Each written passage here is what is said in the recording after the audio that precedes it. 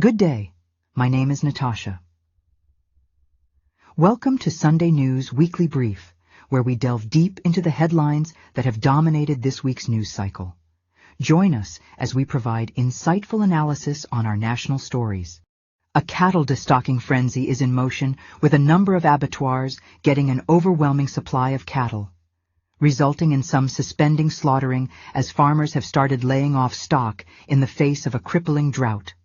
The situation has led abattoirs to go beyond the stipulated 72 hours of animal stay before slaughter, while farmers face the challenge of transporting their animals from as far as Binga and Gokwe to Bulawayo in a bid to get better prices. The overwhelming supply of cattle to the abattoirs is a response to the government's advice to farmers to destock and avoid losses as the effects of El Niño start to sink in. The destocking exercise going on countrywide is also expected to knock down the prices of beef significantly. A SNAP survey conducted by Sunday News revealed huge numbers of cattle in the layerage, with some having more than 600 to 700 animals, which they said would take time to clear since their cold rooms were already full, which was the reason for suspending slaughtering. Right, so currently it's a nationwide thing that's going on. Our average kill these days is about 150. But we mainly do a lot of service slaughter, so some of this meat is rebuying, some of this meat is actually going out to different butchers. Yes. We're not suffering as bad as I see Midlands and Harare.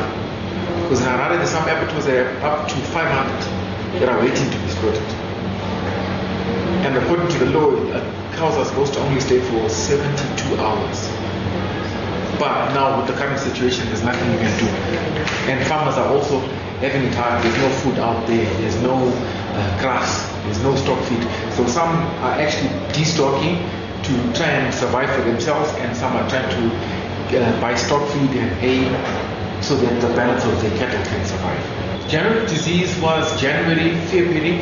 Now in March, the areas that had suffered badly from general disease don't seem to be as bad as they were.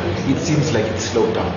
January, February, in Zengwani area and Caesar suffered quite badly.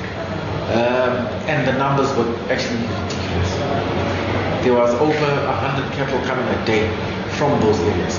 But it seems it's slowed down. I keep trying to tell farmers, sell half, don't sell all.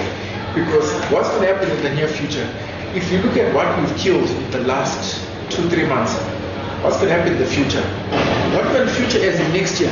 What's going to happen in 3-4 months? There's actually going to be not many cattle to slaughter. So I don't know. And then it's also going to affect the price of beef in a few months' time. For example, today on our board, commercial is about $1.90 a kg. Economy $1.70 a kg, manufacturer $1.20 a kg. But you find in a few months' time, when there's a shortage, those prices could even double. Yeah. Compared to December. December, commercial was going at about $4.20, $4.50. Economy was $3.70, somewhere there. The Minister of Finance, Economic Development and Investment Promotion, Professor Mthuli Ncube, has commended the industrialization and expansion drive at Bulawayo's manufacturing giants, RNL Foods and Baker's Inn, saying they are positively contributing to the targets of the National Development Strategy 1. In an interview after touring RNL Foods, the minister said he was impressed with the expansion and diversification that was carried out. He said the tour was important in that it was going to inform the government on the kind of economic policy measures needed to unlock value in local industries. Thank you. I'm visiting RNL Biscuits here. In fact, I would say RNL Food Industries here in Bulawayo. As you know, this is an old company that goes back to the 1940s and 50s. I wanted to see for myself how they've expanded in the last 5 years, but also to check with them which policies seem to have assisted them to expand, and I've been very impressed. But I also wanted to understand their challenges so that we can keep, changing our policies and fine-tuning and unblocking those blockages. I've been very, very impressed with the growth I've seen here. For example, when I came here, it was almost 5 years ago, it was a small company. it has now expanded basically almost it has doubled in size. Just the footprint in terms of number of buildings, the number of employees from about 350 now to over 600 employees. That's almost a growth of an averaging 20% per year. I'm even asking whether our figures are correct when we say manufacturing sector is growing at 2.5% per annum. I think that's an underestimate. I didn't see 2.5% here. I saw 20% solid growth per annum in the last 5 years. I'm really impressed. They've expanded just from not just solid foods in terms of biscuits, the sweets, but also into beverages, water bottling. It's so impressive from what I've seen here. And they're exporting, and that's commendable. But it also shows that I think the industry in Bulawayo is being resuscitated. It is happening, and they're employing people in the area, and it is really commendable. I think we should continue to support them, and we'll see growth everywhere, not just here, but also right across the country in the sector. Absolutely, the expansion speaks to NDS1, where we've put in place policies that are seeking to grow our economy at an average rate of 5.5% per year. As I say, in this factory alone, I saw 20% growth per annum, so already they're exceeding the NDS1 targets, and I'm convinced that really will achieve our upper middle income status by year 2030. I'm sure you've seen the latest GDP figures, which are showing our GDP at 47.2 billion. With a population of just about 15 million, it means our GDP per capita, per person, is already at 3,000.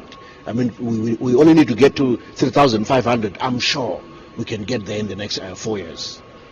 Yes, they highlighted the issue of power. They have a whole plant that is lying idle because they cannot be supplied with power.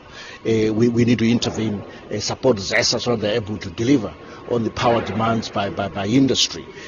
What was highlighted was actually the billing system more than the availability of power. It had to do somehow with the efficiency of the billing system. I think this is where ZESA needs to invest more to make sure that they can bill customers on time. They are willing to pay, no problem. Right now they're having to import diesel, and diesel is quite expensive just to get power to drive their factories. Surely ZESA needs the money. If you can invest in a decent billing system, make sure that it works, customers are willing to pay. As President Mnangagwa commissioned the Pupu National Monument in Lupane, Matabeleland North Province for elderly villagers in the area, the hordes that gathered in the area on Thursday were a vindication of their long-held belief that a story that had been passed from generation to generation through word of mouth was not mere fireside fable, but an important milestone in the country's history. In Pupu, the story of King Lobengula's disappearance after a bloody battle between his warriors and the white colonial forces is not just part of local law. It is regarded as proud heritage, with those that know having inherited it from those that came before them and expected to guard it jealously before they bequeath it to succeeding generations. But it has taken time, almost 43 years.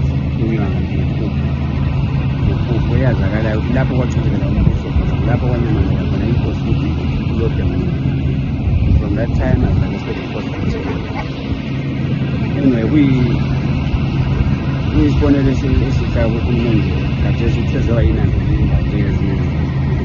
but it is not only for the band, it's not only for Amandaweli. There's years in from other provinces, and maybe site or Mapangura or Kochi or Chibi or Ere, they are part of this. Though I want to read about our surrounding I'm saying it is a national issue. Everyone is recognized. Amakawalele lapha asikuthi babe ngamandla babe ngabanye babe khona phakathi kwamandla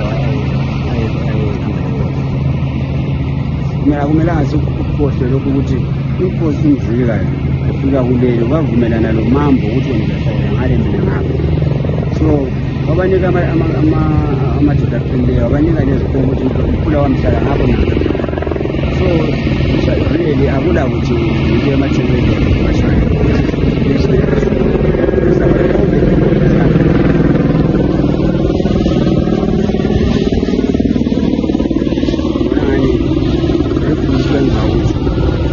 abantu bakumele bakunanzelele bakubonge ukuthi historical tree umthibila umthwiri bantu lapho inkosi okuthiwa yayihlezi khona isidla isikhupha the last njengebhabheni okuthiwa the last supper but yayidlela khonafana ingakanyamalali yayemist amabutho ayebambene la. I think government has shown side okulandelela ukuthi kumele kulungiswe umgwaqo lo uzuye fika kwabuthara when funds permit ukwenzela ukuthi indawo libe recognized. We are really letting ukuthi upresident unanga kwasebenza ungahamba ebhabeni kamamzilikazi akulathara but hambe engcwabeni ka-Rose kulethara. Why not recognize this area kwabuthara la because it is of national interest. When Jonathan Mntakagogo Moyo took to the stage at the commissioning of the Bubi Lupan irrigation scheme on 25 September in 2001, he did not know that his life was about to change. For years, Mntakagogo had taken praise poetry as a hobby, a useful tool that he could pull out when the occasion called for it.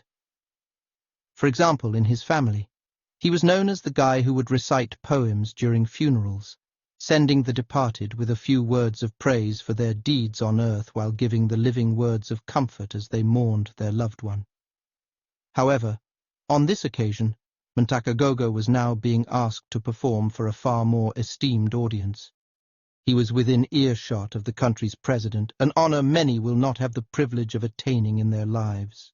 Umbhalo kaMathobana umkhatha kwesibangele okhathe ngezindlela ngezimfitshazanyana untshintshi kanuyandaba umfitshane wakithi uNjobo kazinyathelwa kanti ezabathe ziyanyathelwa ezabathe nguTshaka kasenzanga khona ezabathe nguzwide kalanga ubanda abantu abaluthulu laphuma endlebeni yendlovu laphuma amakhwezi abikelana utshani busemakhalikhali bothi mnakana butshayo botsha lemtshaya amadoda umhluzi wezinkwe lezingonyama isisango sobukhosi bamaNdebele bayethe mdabezitha wena wezulu.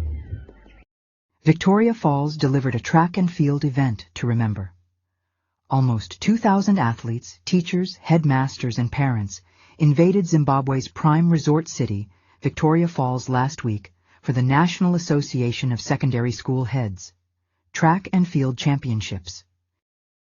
The Games took part on Wednesday and Thursday, with all the 10 provinces parading their best athletes selected at district and inter-district level. The big incentive was making an impression to be selected to the Zimbabwe team to take part in the Confederation of Southern Africa School Sports Championships to be hosted by Zimbabwe in August. Thank you very much. We are here in Victoria Falls at Mosotunya High School, where we're witnessing the national athletics finals, where Bulawayo province, which we are sponsoring as Bekazin, was taking part. We are glad to say that we have seen a marked improvement in terms of the performance of Bulawayo as a province. If we look at what they did last year on the first day, they didn't have even a medal. But looking at here at Mosotunya, on the first day they amassed 11 medals, which is a sign that when there is motivation, athletes can do very well, which is also goes on to show that when athletes are taken care of, they come and they perform well. If you look at what we have done as Bekazin, we gave them accommodation, they slept properly, and they came, and it was shown on the field. The boys and the girls were very hungry, they were going for it, and which is testimony that sports needs to be sponsored. And we are saying as Bekazin, going forward, we will need to continue improving sport, looking at sport from grassroots level, and coming in sponsoring, and so that these athletes can do very well. Thank you very much.